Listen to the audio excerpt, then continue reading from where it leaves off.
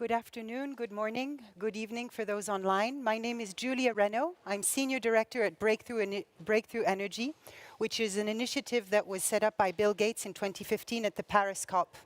For those that are not familiar, we're a network of entities and initiatives, including investment funds, philanthropic programs, and not-for-profit, all linked by the common challenge to scale and accelerate the deployment of technologies that we need to reach net zero, and in the process, to reduce the cost of those technologies in order to accelerate their deployment. I'm delighted to be moderating today's session, which is entitled Acting Together for a Responsible Critical Minerals Sector. Now, critical minerals are a cornerstone of the energy transition, both through their vital roles as components of clean energy technologies and through the CO2 emissions associated with the sector's footprint. So there's a huge opportunity to decarbonize the supply chains. To put it simply, clean energy technologies require critical minerals. An electric car requires 6 times the mineral inputs of a conventional car. An onshore wind plant requires 9 times more mineral resources than a gas-fired plant, and electricity networks need a huge amount of copper and aluminium. So the shift from fossil energy to clean technologies and fuels will fundamentally change global energy supply chains, and particularly the types of natural resources needed. The energy sector's demand for these 5 critical minerals, copper, lithium, cobalt, nickel, and rare earth elements, is expected to increase 4-fold between today and 2030, 4-fold. And with now more and more countries that have pledged to net zero, the contest for critical minerals is heating up. Now, while our planet may have enough mineral resources, ramping up their production quickly will be the challenge. To quote Fatih Birol from the International Energy Agency, we face a looming mismatch between our climate ambitions and the availability of critical materials that are essential to realizing them. And in addition to the supply constraint, this exponential growth in demand of critical minerals faces a number of other issues that we'll hear from the panel, ranging from ecological preservation, social considerations, and geopolitical risks, again, that we'll hear a lot about today, especially linked to the extracting of those materials and their processing. It's therefore critical to address the value chain from the entire ESG perspective. Turning to the panel, which I'm honored to moderate, I will first invite our 5 experts, 3 of us that are here today with us, and 2 who are joining remotely, to give their diagnostic of the issues faced in their work regarding these critical minerals and their value chains. And also, in a second time, to provide their view on what can be done to better address, as well as anticipate those challenges. So let me first introduce our panelists. We have Dr. Stacey Hope, who's Managing Director for Women in Mining, and she's also, among many other positions she's chairing the Fair Cobalts Alliance Advisory Board. Online with us, we have Sunichi Miyanaga-san, you are the chairman of the board at Mitsubishi Heavy Industries, where you've been since many years, and since 2015, you're also vice chairman of the Japanese Business Federation. We also have Justin Weiss, who needs no further introduction, but who's founder and director general of the Paris Peace Forum. We have Philippe Varin, who's chairman of the World Minerals Forum and vice president of the International Chamber of Commerce, and who's also had CEO and managing board positions in the steel, automotive, and nuclear sector. And last but not least, we have Razan Al-Mubarak, who's president of the International Union for Conservation of Nature since 2021, and who's played a vital role in guiding the United Arab Emirates towards a more sustainable future, where she's led the environmental agency in Abu Dhabi, among many other positions. So I'd like to first open the set of questions to the panelists to give their diagnostic of the issues faced in their work regarding critical minerals, and why, in their view, there is a problem. So the first question I'd like to ask to Razan, as president of the IUCN since 2019, why is access to critical materials and minerals so important to achieve our climate objectives? Razan, over to you. Thank you very much, Julia, and wonderful to see the Paris Peace Forum going from strength to strength. Indeed, we need these forums because such discussions are vital, Julia. On one hand, the energy transition is driving a demand for critical minerals. On the other hand, of course, we know that there are consequences for this demand. All these materials are extracted many times in areas that are extremely ecologically vulnerable, as well as socially vulnerable. So increasing demands of these particular minerals have increasing pressure on both nature, biodiversity, and then, of course, climate change, the very thing that we are trying to address. And of course, from where I'm sitting, what's very interesting is that you see this increased demand across industries. So it's not one particular industry that is increasing its demands, but you see it across housing, infrastructure, as you've stated, mobility, but also energy.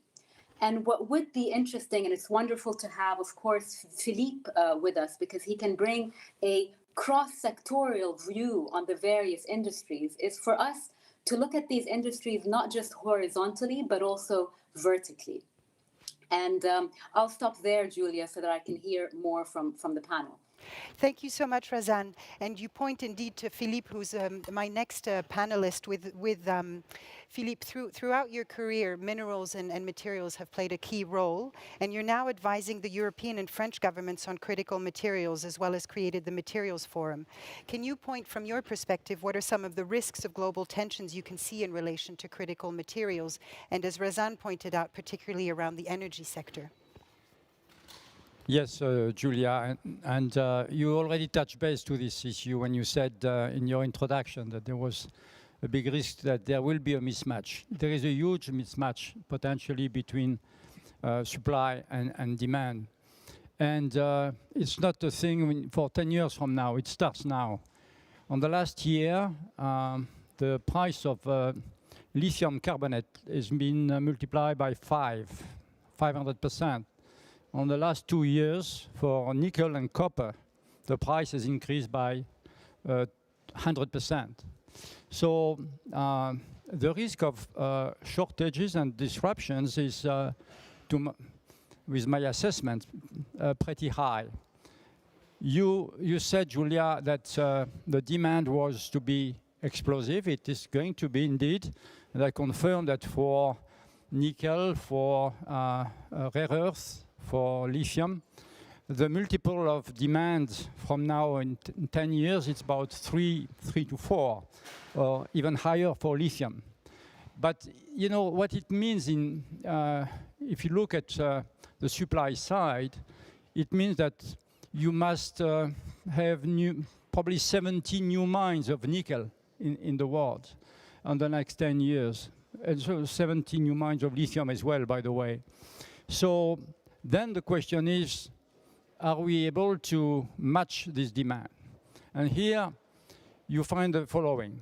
One, it takes at least usually 7 years to have a new mine in operation. So you know pretty much where we will be in 5 or 7 years from now. So it's not a question, it's a fact. And permitting is long. Second, there are political instabilities that you all know, and these instabilities are increasing. You look at, well, Latin America is now going on the left side and with some, behaviors which are not completely friendly for global trade. In Africa, there is political instabilities in some countries as well. So these instabilities create a real problem of potential investments in new mines. Second, you have the potential impact of climate change. Water is a big issue for mines. And if you have shortage of water in a mine, you cannot produce the full production. You have also the NIMBY syndrome, which is not in my backyard. And not in my backyard means that this will take some more time, not only on developed countries, but also in developing countries to set up new mines. So and regulations, obviously, are more and more stringent. So if you put all this together, it's definitely an issue. And the behavior of different parts of the world is different. China has taken the lead in the last 20 years to really control 50% of the supply chains for the battery supply chain, lithium, nickel, cobalt, RDC, you know what it means. And the US have reacted now with the Inflation Reduction Act, which tends to really have the full control and autonomy in the supply chain of raw materials, be it because they will produce in the US, but also with countries linked by free trade. So, but Europe is in a different situation. In 10 years from now, I think the assessment is that the imports in Europe will be necessary for 70% of the needs, which means that Europe is to develop new partnership, especially with resource-rich countries, especially in Africa, but not only. And I must say that in the European Green Plan, the position of Africa is not, in my opinion, what it could be. So this is what is looming, this mismatch looming in the next 10 years. And don't think that recycling will do the job. Because a lot of politicians say, oh, you have a problem, so we are going to enhance recycling. It's not easy to enhance recycling, and we'll come back perhaps later on this one. Today, your smartphone, which is weighing 130 grams, you need 70 kilograms of materials to extract from the planet for each smartphone. The recycling rate is currently 0. The good news is that on the automotive business, batteries, magnets, and so on, decisions are taken from the very beginning to make eco-design and to force the recycling rates in the future. But it's easy to understand. If you put battery in a car, it will take 6-7 years anyway, the end of life of the car, to extract the battery. And after, we'll reuse the battery for stationary uses, for instance. So bottom line, it will take close to 10 to 15 years to start real recycling. So the big tensions are going to happen in the next 10 years. Thank you so much, Philip, for providing such a real perspective in terms of some of the challenges related to permitting, to increasing instabilities in the countries, and then also you point very importantly to the impact of climate change on water scarcity. I'd like actually now to point to open to address Mr. Miyanaga-san, particularly from the perspective of what concerns you and a company like Mitsubishi Heavy Industries with regards to some of that instability and how you're looking at this from an investment perspective. Over to you, Miyagana-san. Yes.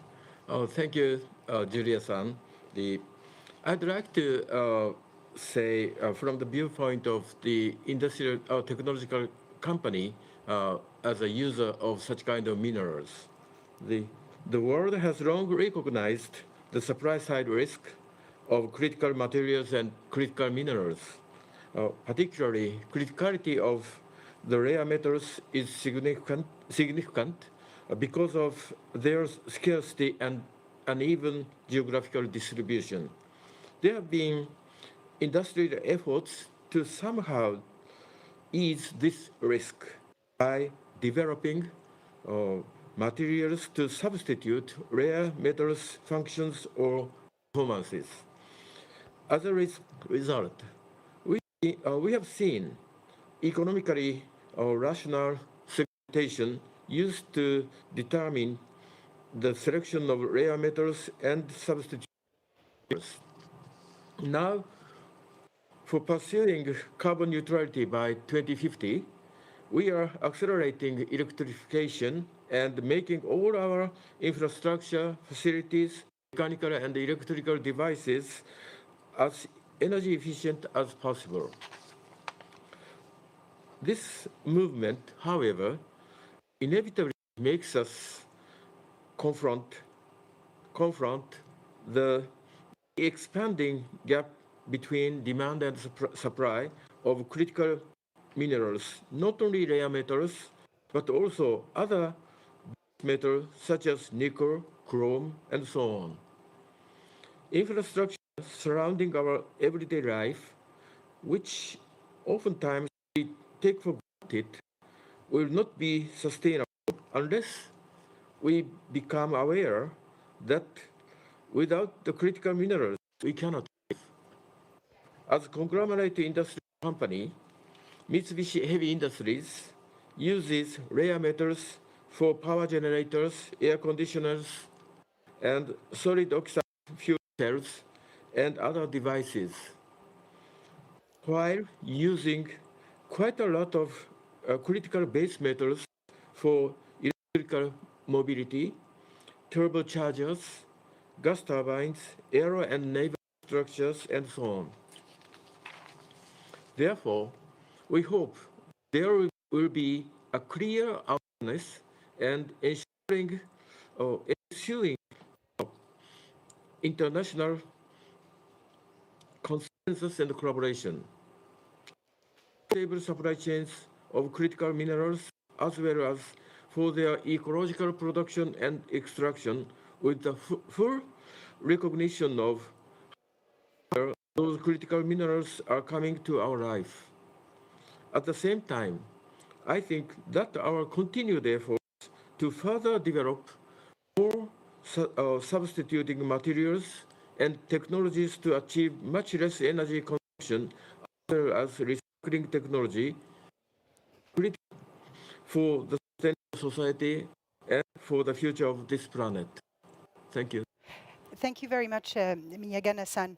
I think, indeed, as you've pointed to all of the products that that Mitsubishi Heavy Industries is making, as you can see, the critical minerals is sort of front and center. And I'd like to point to another part of the conversation that we've started to touch upon and invite Stacey Hope to talk about these issues. So, Stacey, you're chair of the board of an alliance dedicated to address issues linked to cobalt production in the Democratic Republic of Congo. And often, as we think about Democratic Republic of Congo, particularly in the cobalt sector, you know, I've certainly learned that we see this as the Saudi Arabia for oil in terms of ability to concentrate in one location those materials. So, Stacey, from your perspective, what are the challenges that you see on the ground with this supply chain, and how illustrative is it from the broader challenges to access responsible critical materials? Thank you, Julia. And I think you used the word responsible, right? We've been talking about demand and supply, but we haven't been talking about it within the context of responsible sourcing. I'm speaking from the ground and not from the manufacturers or the producers. And from the ground, we have this mismatch, as Philippe said, in regards to the global demand, but we also have a mismatch in regards to how does that global demand then feed into a transparent supply chain. So there's an issue of transparency, but the issue of transparency is perpetuated by the lack of impact and influence that local communities and local actors play in critical minerals, in the critical mineral discourse. So if we want to talk about critical minerals and if we want to talk about the fact that DRC has 50% of global supply, 70% of production, and at the same time talk about the myriad of issues and challenges and complexities that come with DRC, then we have to talk about how do we engage with the local actors. So we talk about social, we talk about environmental challenges in the DRC, but we also link that to critical minerals. So then we have companies, we have investors saying, we will not invest in DRC, in particular in ASM. And when we talk about the complexities, we often don't address the ASM issue. So the artisanal small-scale miners who we have many images of on various media channels, but we don't actually address their needs and why they engage in the act of artisanal small-scale mining and why they are an integral part to the supply chain. Now, added to that, Philippe mentioned the politics behind it. So we talk about the influence of the US, we talk about the influence of China playing out in the DRC. And it's a geopolitical playground, right? There's a neo-colonialism happening, and it's, let's call it neo-colonial extractivism playing out in DRC. And the Congolese government and the Congolese populations aren't a part of this discourse. Where is the mineral wealth distributed to? Is it distributed back to communities? It is not in a substantial way. So these are the challenges on the ground. There are a myriad of challenges, but just picking up on some of the things that we've been talking about so far, I think definitely looking at transparency in the supply chain, looking at the geopolitical tensions, and this idea of neo-colonial extractivism playing out in low and medium income economies, and then what is the perception of countries like DRC and access to finance and investing. Thank you so much, Stacey. And I think it's certainly, you've just laid out a number of the challenges, geopolitical, social, environmental. And to me, this is a very good segue then to Justin. Today, we're hosting this session at the Paris Peace Forum, and I'd really be interested in, and I'm sure everyone here too, understanding what is the Paris Peace Forum now calling for when it comes to responsible critical materials. So over to you, Justin. Thank you, Julia. And I'm actually very, very excited to be part of this panel. Generally, my job here is to make sure that everything goes well. I'm the chief complaints officer, actually, of this forum. So every complaints and problem gets back to me. But I took the time for this panel because it's really important for this edition of the Paris Peace Forum. To explain that, I'd like to just perhaps take a step back on the theory of the case. What's our theory of change at the Paris Peace Forum? As you know, the DNA of the forum is not only international, especially north-south, it's also multi-actor. That is, we believe that obviously the UN is central to international life, but the UN is a purely intergovernmental organization, and sometimes it is impeded or blocked by great power tensions, or indeed the fact that no other actors than states and governments can act. And so what we want to do each year at the forum is to gather these other actors on top of heads of state and government, international organizations, and the litany of private sector, local governments, philanthropic organization, NGOs, of course, and others, in order to create political momentum. And so one way we think we can change reality is by gathering these multi-actor coalitions that do a number of things. They raise awareness in the public and among politicians. They create norms that are not the type of UN binding treaty norms, which, by the way, is almost now non-existent. That is, it's very difficult now to get any treaty out of the UN because of the international, not because of the UN, but because of countries and the divisions among countries on that. So not legally constraining norms, but at least soft law, that is these norms that we can all agree on, and the larger the coalition, the more impactful these norms are. And then also, as part of the impact of these multi-actor coalition, gathering resources, getting a better organization, streamlining norms, etc. So that's the theory of change we have. And as you know, the forum has been promoting a number of these multi-actor initiatives, whether in the space sector, or on cybersecurity, or on climate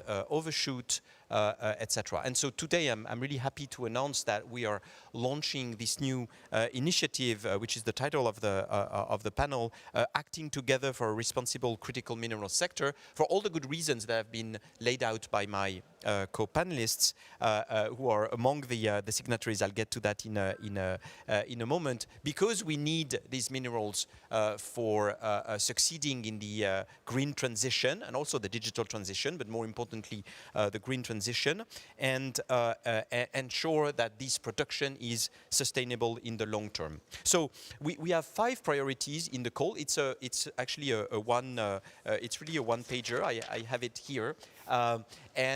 It's 5 priorities that we're laying out. First of all, strengthening relevant norms and standards. It's not for us to invent new norms. They are actually, that's one thing I discovered when I educated myself on this issue, is that there are actually a number of sets of norms that do exist. And so it's more a question for us of strengthening them.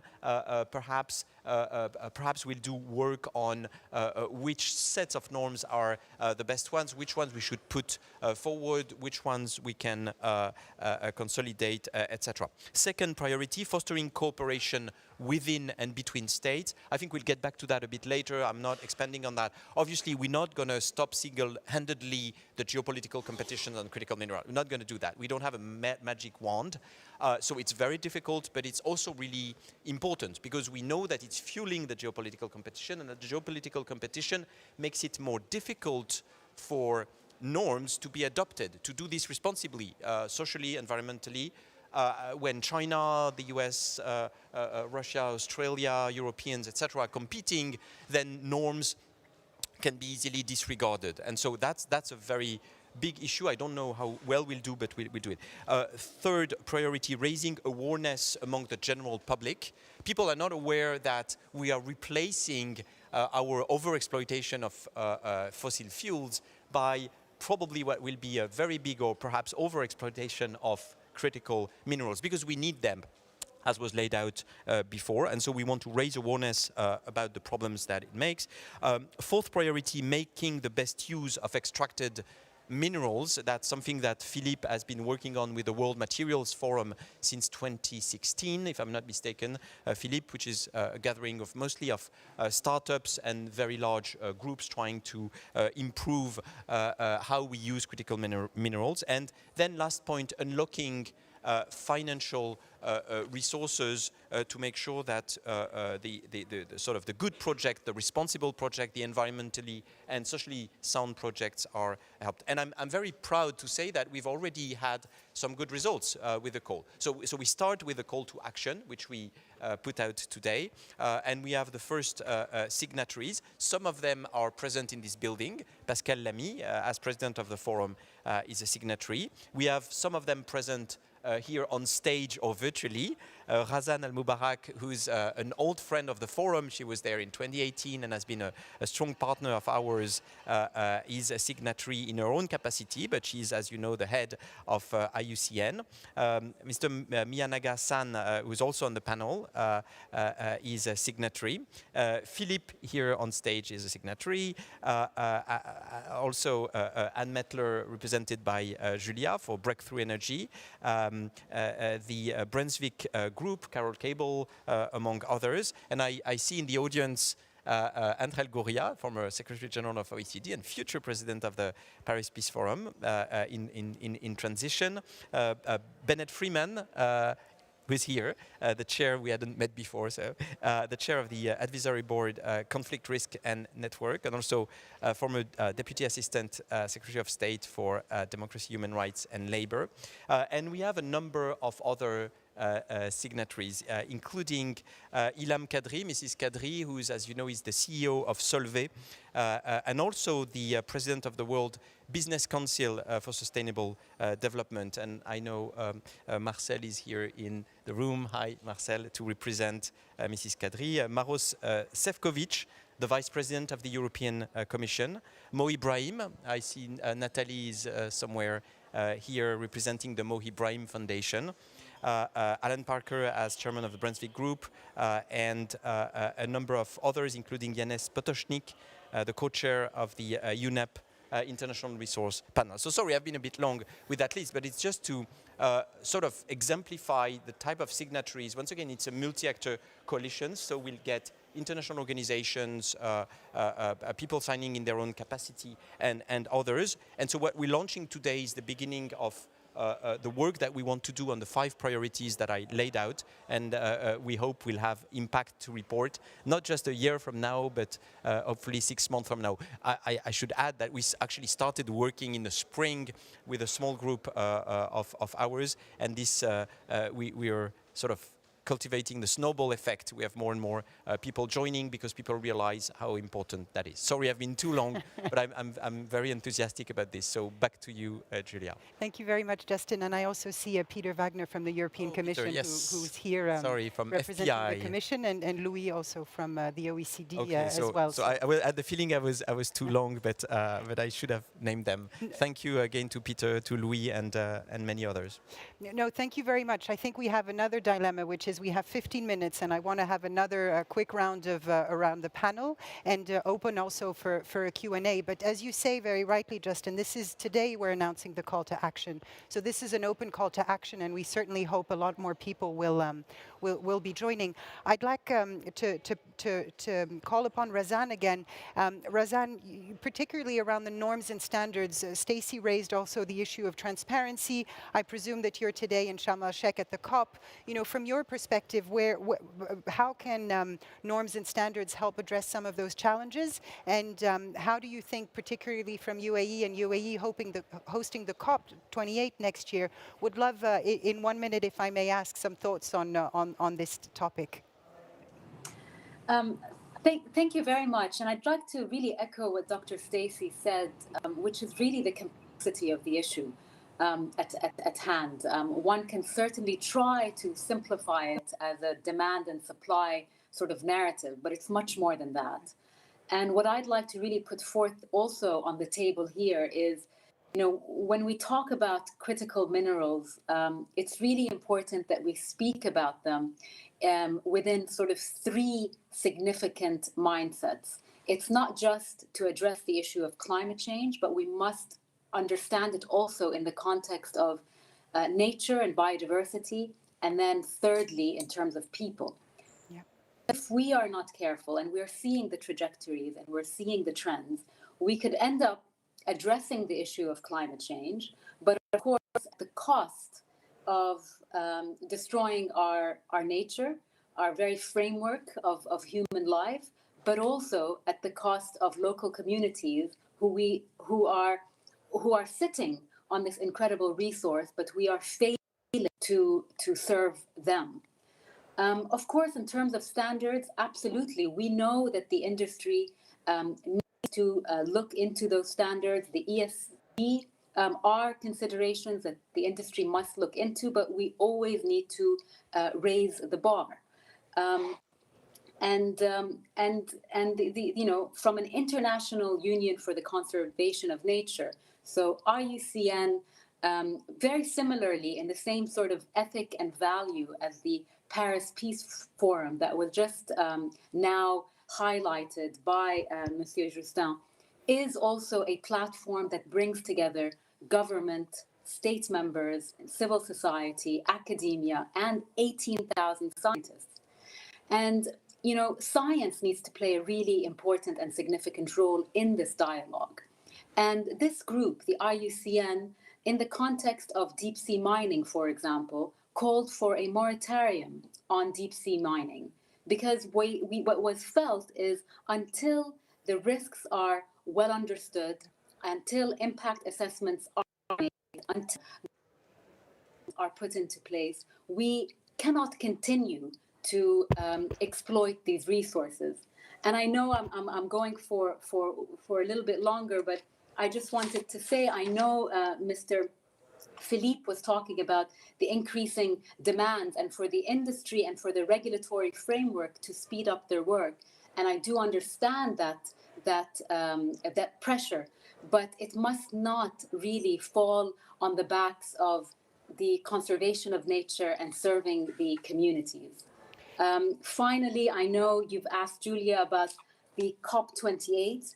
I think I'm at COP27 at the moment, yes, trying to digest the outcomes that are coming out of COP27. But I know from a UAE standpoint, we also recognize that a transition to renewable energies needs to be just, needs to be fair, needs to take into the consideration of the development needs and requirements of the global South, but is going in with an optimistic stride that we must look at this as an economic opportunity. And we want to work very closely with the private sector, really as a platform for engagement. Thank you.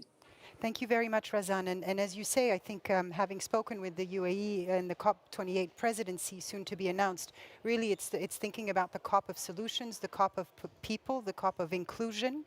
And I think this very much points to Justin, on which I wanted to come back to you in terms of this notion of cooperation. We heard cooperation between countries, cooperation within countries, but also cooperation with civil society, cooperation with the local people on the ground. So just in one word, how do you think indeed this call for more cooperation will play out in terms of some of the risks that we've outlined? So I'll really make it in 1 minute because I don't have many answers, so that will simplify things. That is to say, we recognize very clearly the importance of addressing that question of competition. We can build a platform for dialogue. It's a good start. I'm not saying it's achieving much, or at least, let's try and see. But obviously there is a need to have a place to discuss these things specifically with our Chinese colleagues. And that's of huge importance given China's role in this sector, but also with our partners from all around the South, from DRC and Latin America, which, as you know, is very well represented at this edition of the Paris Peace Forum. Chile, Argentina, and others are playing a key role in this sector. So first a platform, and then the group. It's a call to action. So we want to devise the tools, the instrument that we'll use to foster that cooperation. So I don't have a very concrete answer, and I'm not saying it's going to work, but we're going to put all our energy into it and trying to at least tame a bit that competition, which can be very destructive. Thank you, Justin. And certainly this is a call for more cooperation. And it's not said that we have all of the answers, but at least thinking about how do you address this. And I'd like to come back to you, Stacey. I mean, you have a very interesting role with women in mining. Would really interested in hearing your perspectives on how can we raise awareness not only of the importance of the sector in the transition to net zero, but also on the ground as you were raising sort of this bottom-up approach. Absolutely. I think one of the ways is having the artisanal miners on stage here, right? I think including those who are marginalized and those who are at the forefront of the issue in the discussions is key to coming up with solutions, maybe solutions for now, not sustainable solutions, but at least that starting point. Razan had raised loads of very good options, and I would definitely echo what she said. But I definitely think that, we have the international actors collaborating amongst themselves, but in partnership with local governments and local communities as being one of the driving forces. So in raising awareness, it's having those people front-facing, but then it's also engaging with agencies and organizations like Women in Mining UK and like the Fair Cobalt Alliance, who are on the ground and who are engaging with these intersectional communities. Thank you so much, Stacey. And I'd like to come back to Philip. One of the aspects of the call for action is around making best use of extracted materials. And also you've pointed to the challenges of supply and demand, the NIMBY syndrome, how do we sort of, the time lag that it is. So I'd like to ask you in terms of what the material forum, World Material Forum is doing in terms of that, in terms of the supply demand challenges, and how do we think about making best use of extracted materials, minerals? Yes, Julia, what I can try to do is 1 minute to share the experience of WMF, World Materials Forum, because it's somewhat a kind of lab about cooperation. We gather 350 high-level senior people, executive like Miyanaga-san, for instance, or Ilham Kadri, but also academics, some politicians, a lot of startups, but 1/3 of, because innovation is absolutely key. And on the last 8 years now, We gather them in Nancy. It's about collective intelligence. Really, it's a club of people wanting to find solutions based on facts and figures. And basically what we do is on 3 registers. One is being able to anticipate criticality of materials. So we look at the Mendeleev table, and every year, since 8 years, we assess the criticality of each materials. 8 years ago, there were 4 critical materials. Last year's probably 14 for WMF, but 30 at the EU level. So criticality is increasing, and what we must do to deal with this supply and demand unbalance.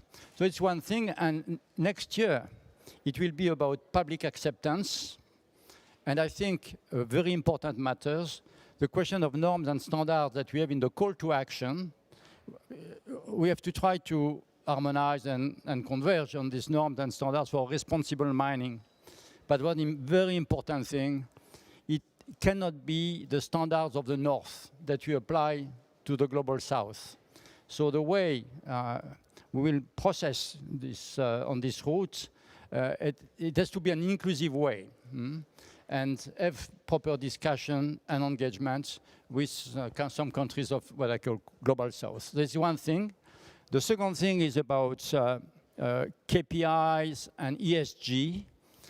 Today, we must also have some KPIs on materials. We are measuring CO2. All companies measure CO2.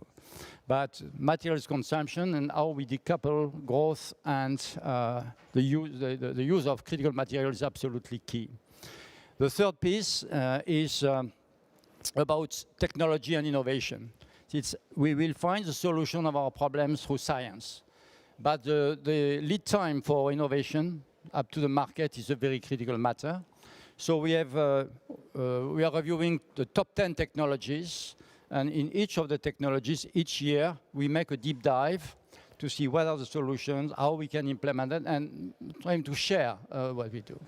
And be it in chemicals, for Solvay, or in steel, it's about circular economy.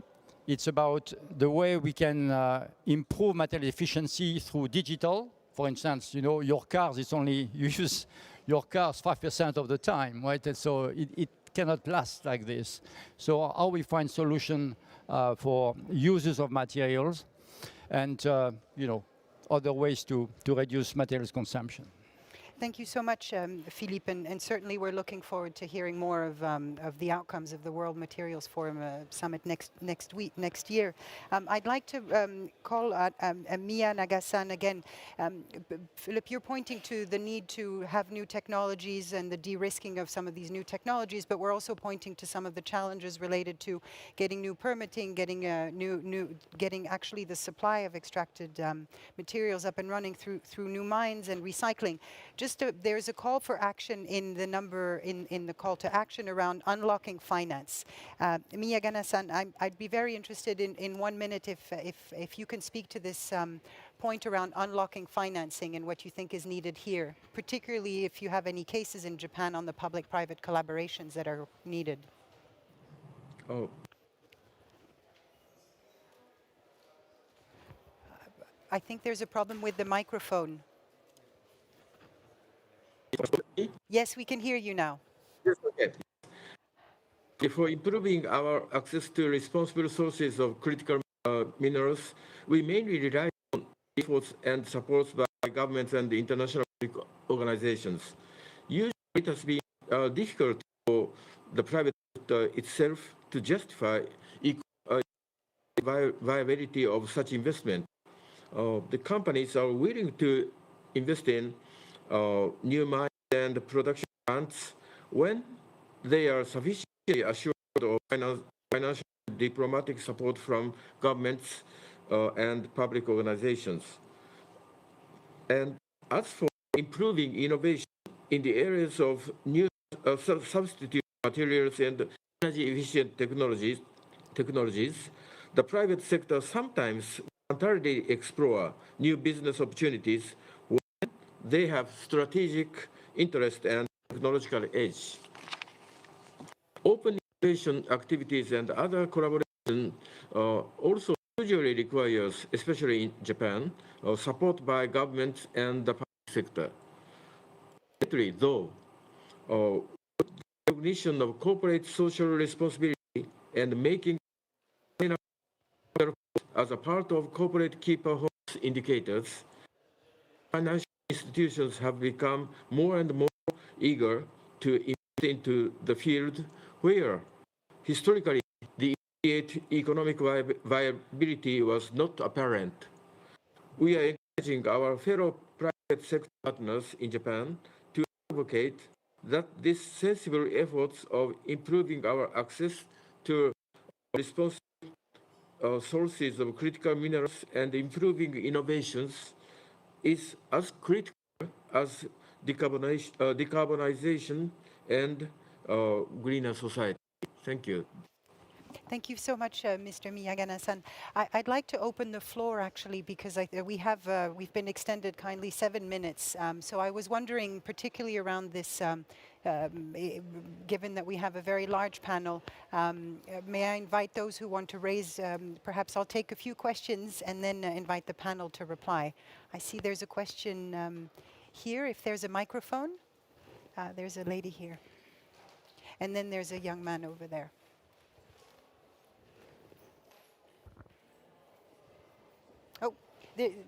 Raise your hand, is just... Monsieur? Il est juste là. Thank you.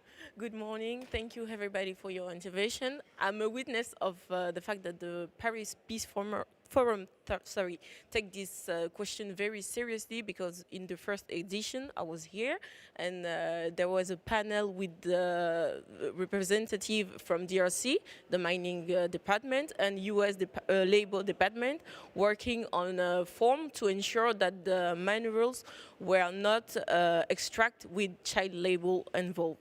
So my question is, behind critical minerals, you have critical lands. Some of the artisanal mining back home in DRC are former farmers that migrate from agriculture to mining.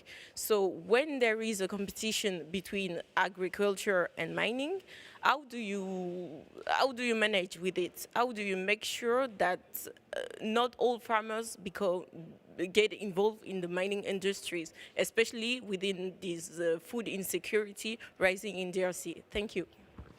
And I think there's one more question at the back, and then I'll hand it over to the panel. Thank you. Hello. Is it? It's working. Okay. Hi. It was said, I think, just before, but the need to fulfill the demand are great. And don't you think that instead of trying to match this demand, we should maybe decrease the minerals we extract, because the reserves cannot endure such a demand, and indeed natural environment would be destroyed if we continue in this direction. Thank you. Thank you so much. Stacey, I think I saw you wanting to answer perhaps either question, but over to you, and then I don't know if my fellow panelists remotely also want to answer. Over to you. Absolutely. A great question. I think with DRC, it's a little bit more complex because you have Tshisekedi really pushing the agriculture narrative to mitigate the risk of farmers leaving farming to go to mining. And I think in DRC, agriculture is not that big of a player in the economy, which is why there's this diversification narrative coming out from DRC. It's very difficult for outsiders to come in and say to local communities not to mine. I think it's not our place. I think we have to empower the local communities to find a better way of doing what they want to do, but happy to support. And we need to really look at what that support looks like. We cannot come in as a colonial power. We have to be very cognizant of saying what you need to do and what you shouldn't do. Yeah. And this is the problem, which is why when we're talking about just transition and we're talking about inclusivity, we need to really talk about this in the scope of how are we co-designing ways forward. I would love to touch on on the second question. We're the ones who dictate what the demand is, right? The population. So it's up to whether it's governments, up to young people to help steer that narrative. What is it that we need? What is it that we don't? We're calling for renewable energy. We're calling for this decarbonization. But I don't think that everyone understands what that entails, which is part of the question Julia asked about bringing awareness, right? The public consultations, forums like this, where we can talk through what that image looks like for a decarbonized future, but also for a sustainable future through the lens of sustainable economies, youth, transformation, and just strengthening economies. It's a great question. It's very complex. I'm from South America, so my lens is very different from your lens here in France.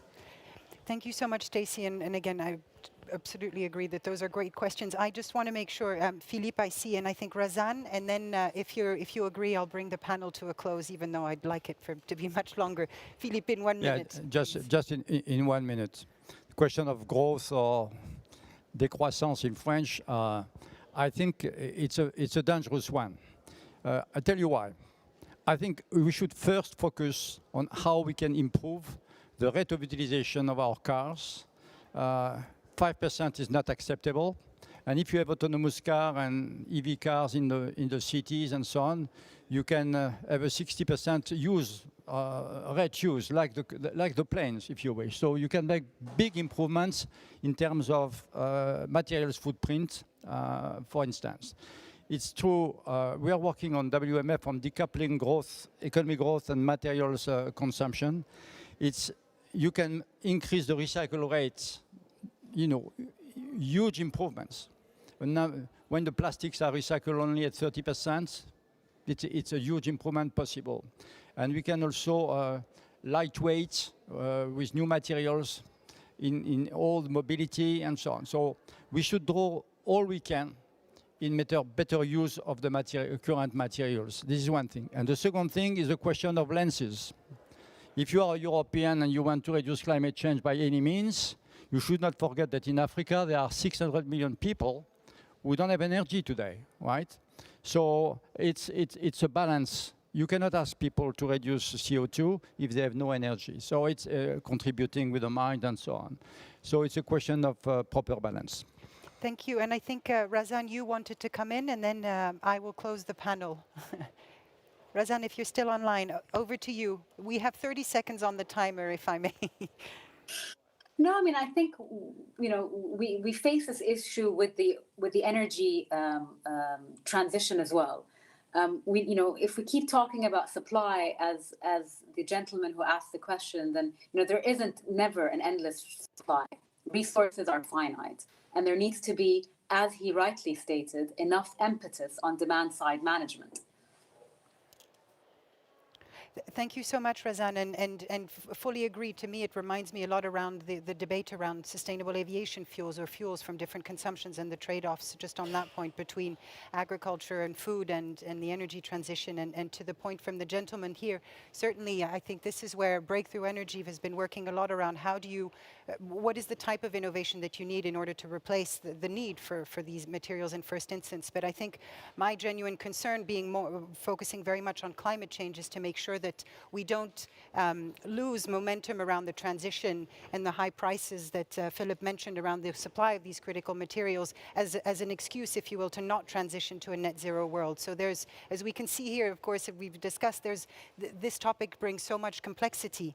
And with that, I think today we heard a collective action to work from a very multi-actor perspective, civil society, private sector, governments from all sectors, locally, supranationally, to think about how we can address the responsible critical materials value chain and how we can transition to net zero, how we can transition towards local empowerment. And I think Razan mentioned this at the beginning, this idea of local empowerment and economic development in regions to today, access to energy is not a given.